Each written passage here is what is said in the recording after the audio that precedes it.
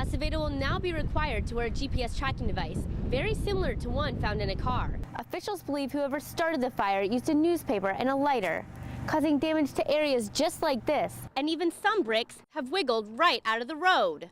Gelsner was sitting right here when all of a sudden this roof opened up. This is the scene where 3 boys carjacked a man. School officials are asking all teachers to wear black tomorrow to protest. When parents showed up this morning to drop their kids off, they found the door was still locked. Right now the crew is inside Space Shuttle Discovery. 0, booster ignition. And the crew is now on their way to bring supplies to the International Space Station. Family, friends, and even strangers have left hundreds of stuffed animals in memory of Kaylee Anthony. New at noon, Orange County Sheriff's deputies are working to piece together a deadly home invasion. Bad weather could keep Endeavour up in space for an extra night. 3, 2, 1, 0, booster ignition. Dawn arrived early this morning when Space Shuttle Discovery blasted off into space an hour before daybreak. And liftoff of Discovery. Despite the threat of fog delaying the mission, Discovery lifted off on time, shaking nearby buildings and causing a roar that could be heard as far away as Orlando. It was amazing to watch that wonderful launch, and we're looking forward to an outstanding mission. The 7-member crew is now on their way to deliver supplies to the International Space Station. Nicknamed the Experiment Express, the crew will be stocking the station with one of the final large shipments of science experiments and supplies before the shuttle fleet is retired. Despite an early liftoff, many camped out to witness one of the few launches left. I think it's a great experience for the kids, for ourselves, and it's history. It's a part of history. A part of history that won't be around too much longer. Roger, roll, Discovery. This morning's pre-dawn launch could be the last in space shuttle history. There are only 3 more missions left before the program is retired. Reporting at the Kennedy Space Center, Lauren Hogan, Channel 9 Eyewitness News. Downtown Orlando tries to return to normal following a deadly shooting at the Gateway Center.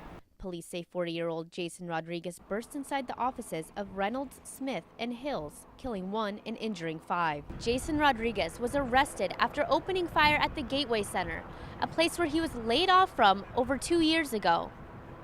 Defense attorney Bob Wesley says Rodriguez was unresponsive following the shooting. Absolutely vacant, vague, and non-communicative. According to police documents, Rodriguez says he was harassed while working at RS&H and had been fired for no reason at all.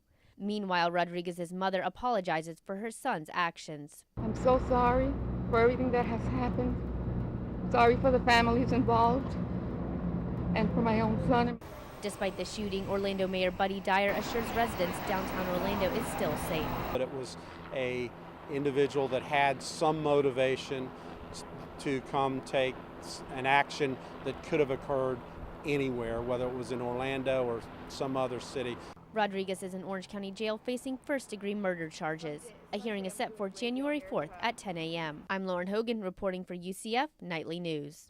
The University of Central Florida invited everyone to take a shot on Wednesday during an 8-hour mass flu vaccination held at the UCF Arena. It was quick, easy, and painless. Teaming up with CentraCare, the college provided free shots to the first 500 adults and the first 500 children in line. We're having good numbers. There were people lined up starting at 8 o'clock. I suspect that as the day goes along and more people hear about it, it's going to be busy and we're going to have a lot of people vaccinated.